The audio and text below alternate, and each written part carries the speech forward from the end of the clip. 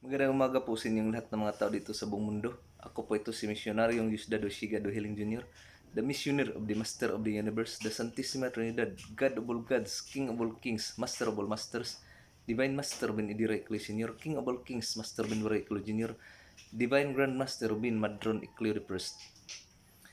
Pizza 4 po ngayon, buwan ng Setyembre 2020.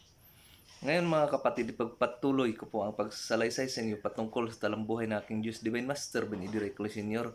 noong kanyang kabataan sa taong 1950. Naisalaysay ko na po sa inyo ang kanyang panggamot doon sa bayan ng Banga, bayan ng Surala, Kulambong at sa bayan ng Isulan doon sa South Cotabato. At nakarating na nga siya mga kapatid doon na mismo sa bayan ng Cotabato, doon sa Barangay Pilipidos, mismo sa bayan ng Cotabato. Doon siya nakatira sa pamamahay ni Pilisardo Torsindi. Si Pilisardo Torsindi mga kapatid ay isang Muslim at kilalang kilala bilang isang manggagamot at manggugubat na Muslim doon sa kanilang bayan sa Cotabato, doon sa kanyang barangay sa Pilipito sa Cotabato mismo. At maging ang kanyang asawa na si Susana Tursindi ay saksi sa lahat na mga ginagawa ni Panginoong Divine Master Benedirecto Eclio Sr. bilang si Bin Isay Ngipon or Dr. Laway. Ang kanyang tawag doon, Bin Isay Ngipon, dahil isa lang ang ngipin na nagpalipat-lipat ng pwesto dito sa kanyang bibig. At Dr. Laway ang kanyang ginagamit doon na panggamot ay laway lang. Talaga mga kapatid, laway na kinukuha niya dito, pinapahid at pinapatulo niya sa kanyang dila, kinukuha ng mga pasyente. At manghang-mangha itong si Pilisardo Torsindi sa kakaibang kapangyarihan ni Panginoong Divine Master Benedirecto Eclio Sr. At alam niya mismo sa kanyang sarili na ang kanyang sariling kakayahan ay nagmula kay Panginoong Divine Master Benedirecto Eclio Sr. Kaya kinikilala niya ito at nirerespeto itong si Dr. Laway o Bin Isangipon doon na dumating doon sa kanyang barangay sa Pilipito, Cotabato mismo. Kaya dumagsa itong mga pasyente doon mismo sa pamahay ni Pilisardo Torsindi. Doon siya nanggamot, si Dr. Laway or Bin Isangipon. Doon niya ginagamot ang libo-libo ka mga pasyente. Dumagsa ang napakaraming pasyente at ang ginamit niya sa panggamot doon ay laway. Ang kanyang laway mga kapatid ay pinapatulo dahil habang natutulog itong si Divine Master of Indira Eclio Sr. natutulog, nakahiga, ay nakanganga.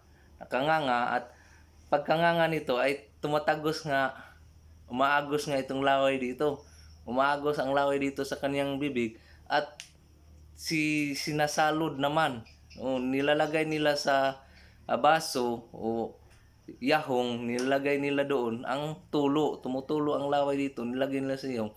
At nagulat nga sila mga kapatid dahil ang agos ng laway ni Dr. Laway dito sa kanyang bibig ay parang isang kandila.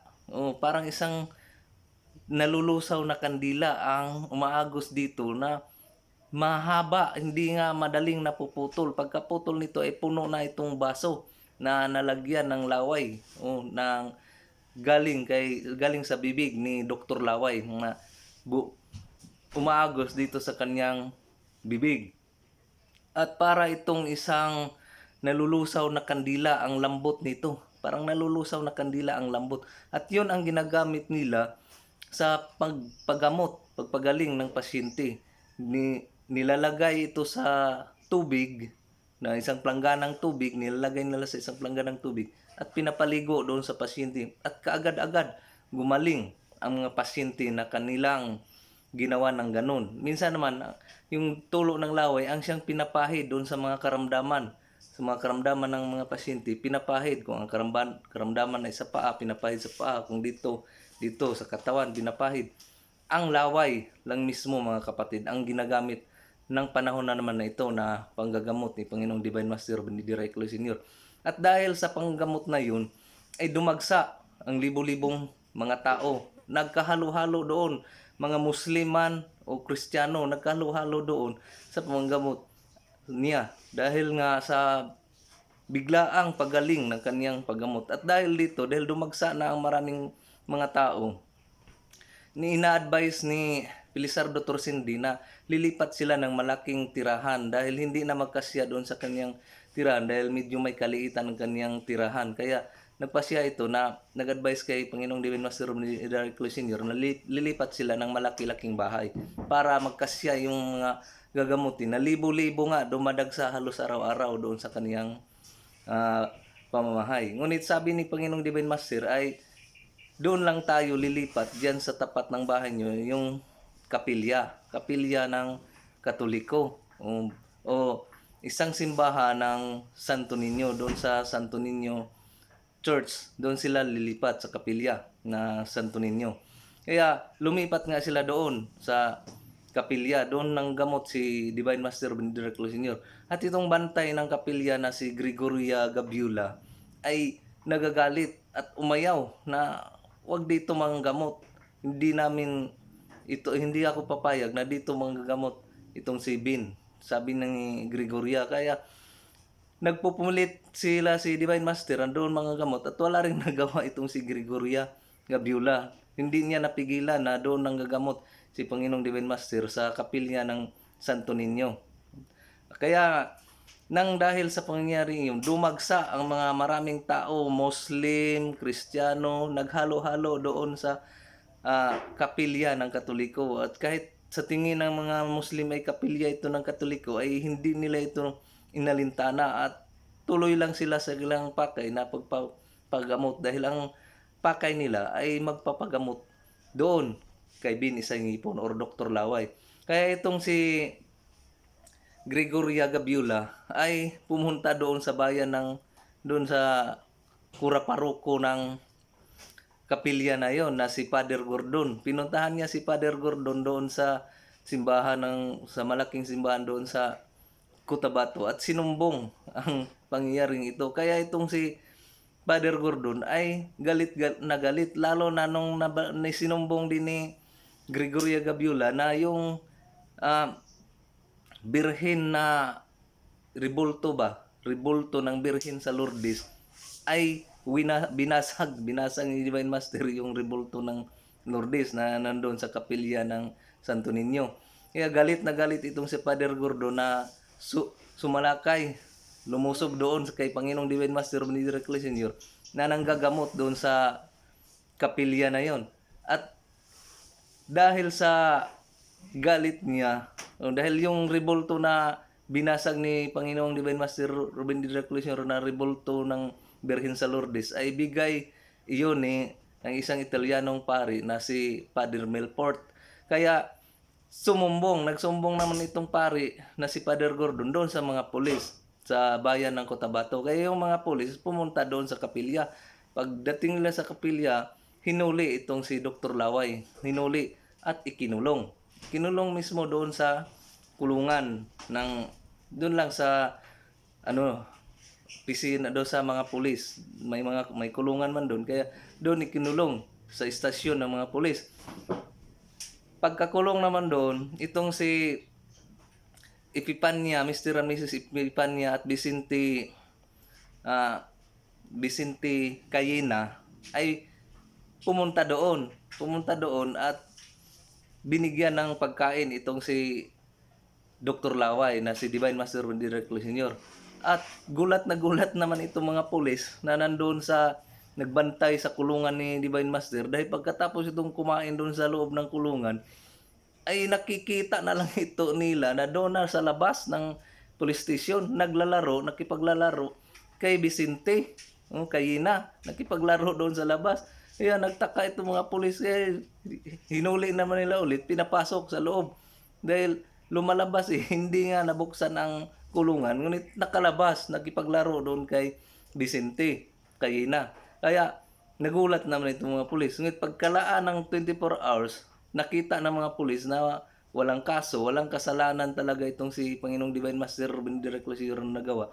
Kaya pinalabas na lang nila pinalabas sa kulungan. At pagkalabas nito ay itong si Vicente Cayena, dinala si Divine Master Benedicto Senior doon sa kaniyang kaibigan doon sa ibang bayan naman, bayan ng Parang, South Cotabato. Doon naman siya dinala doon dahil mayroon ding siyang kakilala doon na isang pasyente na kumatos na, hindi na nakatayo, lagi na lang nakahiga, hindi na makalakad.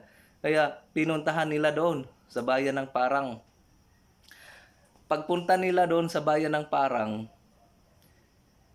doon dumagsa din ang maraming mga pasyente nang nabalitaan ng mga tao na nandoon si Dr. Laway nanggagamot at yung ginamot nga na pasyente doon sa bayan ng Parang ay gumaling kaagad ng ginamot ni Panginoong Divine Master sa pamagitan lamang ng kaniyang laway. At nang nandun sila, dumagsa yung maraming mga pasyente kaya inabutan sila ng gabi hanggang alas 9 na ng gabi at wala nang biyahe mula sa Parang pabalik doon sa Pilipito sa lungsod ng Cotabato. Kaya nagpasya itong tagbahay dito sa lungsod ng Parang na doon na lang sila matutulog sa kanyang bahay dahil naabutan ng gabi, wala nang biyahe. Ngunit itong si Panginoong Divine Master Robin Diray Closinero ay umaayaw. Hindi, sabi niya, hindi ako matulog dito, kailangan kong makauwi doon sa bahay ni Pilisardo Dorsindi. Doon siya matulog sa Pilipidos sa Cotabato. Ngunit sinabi ni Vicente kahina na kung magpupumilit ka na babalik doon sa lungsod ng Cotabato, aabutan tayo ng umaga sa paglalakad dahil wala ng biyahe at parang mahirapan siya ba dahil pinapasan man lang niya si Dr. Laway, si Vicente man ang nagpasan kay Dr. Laway. Kaya sinabi niya na magagabi na maumagahan pa tayo paglalakad. Sabi naman ni Panginoong Divine Master, pumunta siya doon sa baybay, doon sa tabi ng dagat, Pasigan, Dalampasigan. Pagpunta niya doon, ay humingi siya ng tuwalya. Humingi ng tuwalya si Panginoong Divine Master doon sa may bahay ng pasyente na kanilang pinuntahan. At binigyan nga siya ng tuwalya, malaking tuwalya ang binigay. Kaya yung tuwalya, mga kapatid, ay inilatag niya doon sa dagat mismo. Nilatag niya doon sa dagat. Nakita yun ni Vicente at ng mga maraming tao ng mga pasyente na nakakita noon na yung tuwalya na nilatag niya doon sa dagat ay hindi nalunod. Nandun lang, nakalatag lang sa dagat, hindi nga nabasa. At hanggang sa nakita nilang sumakay itong si Divine Master Benedict Ecclesior doon sa tuwalya na nilatag doon sa dagat. Sumakay, sabay-sabi na, halika na Vicente, sakay ka na, halika na dito, ito na lang sasakyan natin, pauwi doon sa Cotabato. Itong si Vicente, nanginginig sa takot dahil isang tuwalya ang sasakyan nila pabalik doon sa Cotabato at gabing-gabi na, madilim na. Kaya, nag-uumayaw, ngunit sa tagal-tagal nakita niyang hindi nga lumubog ang tuwalya na sinasakyan ni Divine Master doon sa dagat. Kaya sumakay na lang ito, Pagkasakay nito ay nagkaway-kaway pa si Divine Master doon sa mga tao na ang daming tao nakatingin doon sa Dalampasigan, nakatingin sa kanila na nakasakay sa tuwalya. Hanggang ang tuwalya ay paunti-unti na tumatakbo. Mahina na tumatakbo palayo doon sa Dalampasigan. Itong si Vicente Caina, takot na nanginginig sa takot na nakaupo doon sa tuwalya. Sabi niya, baka malunod dito. Anong mangyari pagdating doon sa malalim na, malunod. Hindi siya marunong lumangoy. Patay kang bata ka. Yun ang nasa isip niya. Takot na takot siya. Pero ngunit sinabi niya ni Divine Master, huwag kang mag-alala, magtiwala ka lang. Walang mangyayari na masama sa atin dito sa pagsakay ng tuwalya. Kaya, kumaway-kaway na lang sila doon sa mga tao doon sa Dalampasigan na nakatingin sa kanila habang ang tuwalya ay tumatakbo papalayo sa Dalampasigan hanggang sa hindi na nga nakita yung mga tao doon sa Dalampasigan na nakatingin sa kanila. At tumakbo nga at mabilis pang tumakbo gaya ng pambot yung tuwalya. Mabilis na tumakbo yung tuwalya na gaya ng pambot na hanggang sa nakarating sila doon sa ilog ng Manday, doon sa lungsod mismo ng Cotabato at doon sila bumaba doon sa tabing ilog na nasa Manday, Cotabato. Pagbaba niya doon, saka sila umuwi doon sa Pilipidos, doon sa bahay ni Pilisardo Dorsindi. Gabing-gabi na mga kapatid. Gabing-gabi na. Tuwalya ang sinakyan ni Panginoong Divine Master mula sa Parang, lungsod ng Parang, papunta doon sa lungsod ng Cotabato. Dahil wala namang masakyan. Ayun, isang mirakulo na pinakita ni Divine Master doon sa mga tao. At saka si Felipe, kay na nga ang buhay na saksi noon sa pangyayari ngayon. At yung panggamot ni Divine Master Bendiray Reclus Sr., inobserbahan yun ni Felipe, mga kapatid, at saka ni Susana Torsindi, na asawa ni Pilisardo Torsindi, inobserbahan nila, ang laway na lalabas sa bibig ni Divine Master ay tatlong klase. May laway na malambot, gaya kalambot ng kandila na nalulusaw. Mayroon namang laway na matigas, na kagaya ng tigas ng yellow or ice. Mayroon namang parang lapsaw na tubig lang na napakalinaw. O tatlong klase. At sa tingin nila kay Panginoong Divine Master Benedict Reclus Sr., habang nanggabot ay paiba-iba ang mukha. Paiba-iba ang mukha at ang kulay ng balat nito ay paiba-iba rin. Mayroong napakapula ang kulay ng balat, mayroong nagdidilaw ang kulay ng balat, ay mayroon ding napakaputi. Yun ang naobserbahan nila, mga kapatid, sa kaniyang panggagamot. At isang taon siyang nanggagamot doon sa bayan ng Cotabato. So doon sa Pilipidos, isang taon siya nanggamot doon, mga kapatid. At pagpatuloy ko pa ito, yung mga ginagawa niya doon sa Cotabato, sa susunod kong video. Dahil mataas na rin ang oras. At maraming salamat po sa inyong panonood. Sa aking Diyos, Divine Master Robin Reclus Sr., King of all Kings, Master Ruben Bariclo Jr., Divine Grand Master Robin Madron Icolo the First.